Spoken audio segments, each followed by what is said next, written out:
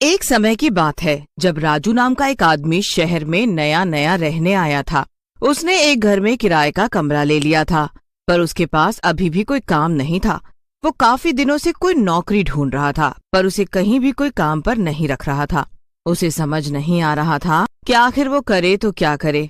उसे कुछ दिन सोचने में ही निकल जाते हैं। उसके लाए पैसे भी धीरे धीरे खत्म होने लगते हैं। अब तो मेरे पास थोड़े से ही पैसे बचे, कोई भी काम नहीं मिल रहा है। हे भगवान, अब आप ही मेरी कुछ मदद करो। ये कहकर वो उस रात आराम से सो जाता है। अगले दिन राजू दोपहर तक सोता रहता है। जब राजू उठता है तो दरवाजे पर कोई बेल बजाता है। राजू उठकर दरवाजा खोलता है तो उसके सामने मकान मालिक का बेटा खड़ा होता है। अरे मोहित, इस वक्त तुम यहाँ क्या कर रहे हो? अंकल, आज मेरा जन्मदिन है तो मैं आपके लिए कुछ खाने के लिए लेकर आया हूँ। अरे जन्मदिन बहुत बहुत मुबारक हो तुमको। थैंक यू अंकल, चलो मैं चलता हूँ। राजू खाने की थैली खोलता है तो उसमें पेस्ट्री और चाउमीन होती है। राजू वैसे ही बड़ा भूखा होता है। वो फटाफट प्लेट में चाउमीन निकाल कर खाता है। चाउमीन खाते खाते राजू के दिमाग में आइडिया आता है। अरे क्यों ना मैं ये चाउमीन बेचना ही शुरू कर दूं। इसमें तो कुछ लागत भी नहीं है, बस चाउमीन और थोड़े बहुत मसाले। इसमें तो बड़ी ही कमाई भी होगी और बनाने में भी आसान है। ये तो बहुत ही बढ़िया आइडिया है। कल मैं जाकर सब सामान का इंतजाम कर लेता हूँ और परसों से अपनी चाउमीन की रेडी तैयार। बस राजू फिर बिल्कुल ऐसा ही करता है। सबसे पहले वो एक पुरानी रेडी खरीदता है और उसके बाद चाउमीन के पैकेट और बाकी सब सामान खरीदकर वो सब सेट कर देता है। आखिरकार मेरा काम शुरू हो ही गया। बस कल भगवान का नाम लेकर मैं अपनी चाउमीन की रेडी लगाऊंगा। खूब मेहनत करूंगा और पैसे इकट्ठे करके अपने गांव भेज दूंगा। उसके बाद माँ बाबूजी को कोई भी दिक्कत नहीं होगी। मीना की शादी भी फिर मैं अच्छी जगह करवा पाऊंगा। अगले दिन राजू बड़ी ही खुशी खुशी उठता है और सब तैयारी करके निकल पड़ता है अपना चाउमीन का ठेला लेकर। चौक पर जाकर वो एक कोने में अपना ठेला खड़ा कर लेता है। उसके बाद वो चाउमीन बनाना शुरू कर देता है। उसी रोड पर भीकू की चाउमीन की दुकान पहले से ही होती है, पर वो दुकानदार हर चीज बहुत ही महंगी देता था। जब लोग राजू की चाउमीन खाने आते हैं तो वो खाते ही रह जाते हैं। सब उसकी बनाई चाउमीन की खूब तारीफ करते हैं। धीरे धीरे राजू के ठेले पर काफी भीड़ जमने लगती है और भीकू की दुकान पर लोग जाना बंद कर देते हैं। इस चाउमीन के आते ही हमारी सेल बिल्कुल बंद ही हो गई है। ऐसा कैसे चलेगा? मालिक, ये बहुत ही स्वाद चाउमीन बनाता है और बेचता भी बहुत कम दाम पर है, इसीलिए सब उसके पास जाते हैं। तुझे कैसे पता कि स्वाद चाउमीन है उसकी? वो बस आस पड़ोस के लोग बता रहे थे। मैंने कभी इसकी चाउमीन खाकर नहीं देखी। जो भी है, इसका काम बंद तो करना ही पड़ेगा। भीकू एक दिन राजू के पास जाता है। वो उससे ठेला हटाने की बात करता है। देखिए, ठेला जल्द से जल्द यहाँ से हटा ले, समझा? अरे भैया, आप मुझे धमकी नहीं दे सकते। धमकी तो मैंने दे दी। अब देख ले, अगर अपनी सलामती चाहता है तो ये ठेला कल से यहाँ नहीं लगना चाहिए। इतना कहकर भीकू वहाँ से चला जाता है और राजू टेंशन में आ जाता है। अभी तो मेरा काम जमा था और अभी से ये सब दिक्कत आनी शुरू हो गई। अरे भैया, कुछ ना कर पाएगा ये। आप अपना ठेला आराम से लगाओ। ऐसे लोग आपको डराएंगे क्योंकि उनकी दुकान बंद पड़ गई है, पर अगर आप डर जाओगे तो कोई भी काम नहीं कर पाओगे। हिम्मत से काम लो और कल भी अपना ठेला ऐसी जगह लगाना। उस लड़के की बात राजू को सही लगती है। वो अगले दिन बिना डरे उसी जगह अपना ठेला लगाता है। ये देख भीकू को बहुत गुस्सा आता है। वो अपनी दुकान से 2 नौकरों को राजू को पीटने के लिए भेजता है। दोनों राजू को पीटने पहुंच जाते हैं और उसके साथ हाथापाई करने लगते हैं।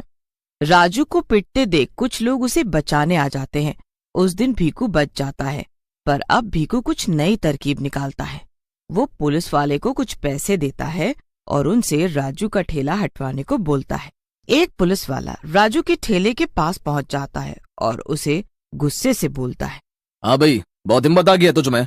किससे परमिशन लिया तूने यहाँ ठेला लगाने की? लाइसेंस कहाँ तेरा? परमिशन? लाइसेंस? अब मेरे पास इनमें से कुछ भी नहीं है सर। ऐसा तो फिर चल अभी थाने। हवलदार, रेस के रेडी उठाकर फेंको यहाँ से। नहीं साहब, ऐसा मत करो, ये मेरी रोजी रोटी है। मुझे गाँव पैसे भेजने हैं, बहन की शादी है। अरे बहुत सुनी मैंने ऐसे कहानियां। चल रहे, थाने बंद कर इसे। पुलिस वाले राजू को थाने में ले जाकर खूब पिटाई करते हैं। पूरी रात पिटने के बाद वो अगले दिन उसे छोड़ देते हैं।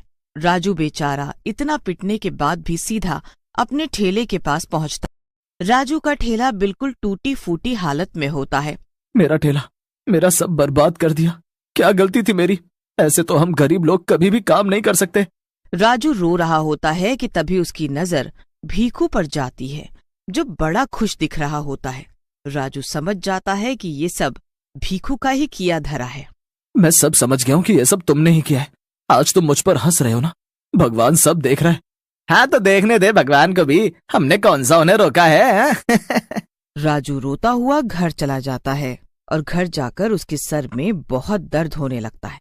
उसके सर का दर्द इतना बढ़ जाता है कि उसे डॉक्टर के पास जाना पड़ता है। डॉक्टर उसे कुछ टेस्ट करने को बोलते हैं तो पता चलता है कि उसके दिमाग में चोट लग गई है और वो कुछ दिन ही जी पाएगा।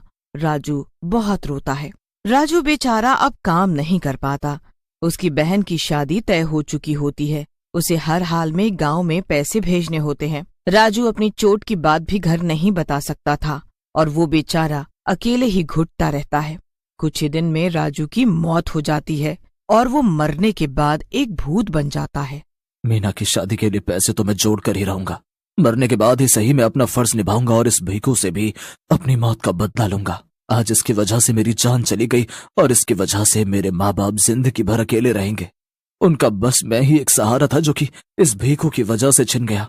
अगले दिन भूत राजू के भेष में अपनी रेड़ी लेकर निकलता है और वहीं उसी जगह जाकर चौमिन बनाने लगता है। उसके पास हमेशा की तरह भीड़ जमा हो जाती है। राजू के हाथ मशीन की तरह काम कर रहे होते हैं।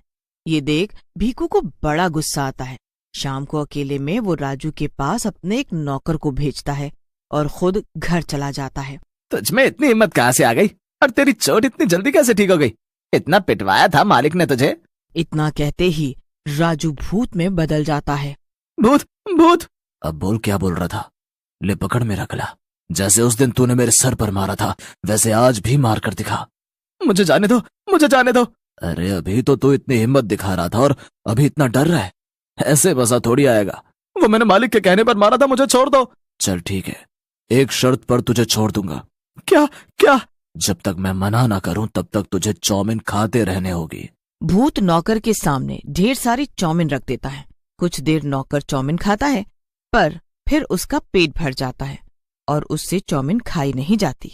भूत के डर से वो नौकर इतनी चौमिन खा जाता है कि उसे उल्टियां होने लगती है। उसकी हालत बहुत बुरी हो जाती है। उसका पेट फटने को हो जाता है। भूत उसे ऐसी हालत में सड़क पर छोड़कर गायब हो जाता है। उसके बाद कुछ लोग उसे ऐसे देखते हैं और हॉस्पिटल में एडमिट कर देते हैं। अगले दिन भीखू को पता चलता है कि उसका नौकर हॉस्पिटल में है और राजू ने फिर से चौमिन का ठेला लगा रखा है। ठेले पर पहले से भी ज्यादा भीड़ है और उसकी खूब कमाई हो रही है। भीखू अपने दूसरे नौकर को बुलाता है और उसे भी राजू को पीटने को भेजता है। अब रात को दूसरा नौकर भी राजू के पास जाता है पर उसके साथ भी बिल्कुल वैसा ही होता है। राजू भूत में बदल जाता है। अच्छा तो अब तू आया है मुझे मारने, पर मरे हुए को तू दोबारा कैसे मारेगा? तुम लोगों के कारण मैं पहले ही मर चुका हूँ। अब तो तुम सबकी बारी है मरने की। नहीं नहीं, मुझे जाने दो, मुझे जाने दो। मैंने कुछ नहीं किया, मुझे छोड़ दो प्लीज। ठीक है, पर मेरी एक शर्त है। भूत दूसरे नौकर को भी ऐसे ही चौमिन पर चौमिन खिला देता है कि उसकी भी हालत हॉस्पिटल जाने वाली हो जाती है। अब भीखू दुकान में अकेला रह जाता है। उसे समझ ही नहीं आता कि आखिर दोनों नौकर हॉस्पिटल कैसे पहुंच गए। वो दोनों से मिलने हॉस्पिटल जाता है और वहां उसके नौकर उसे पूरी कहानी बताते हैं। ये सुनकर भीखू की हालत खराब हो जाती है। भीखू बहुत डर जाता है। वो डरते हुए अपनी दुकान पर जाता है। दूर से वो राजू को चौमिन बनाते देखता है।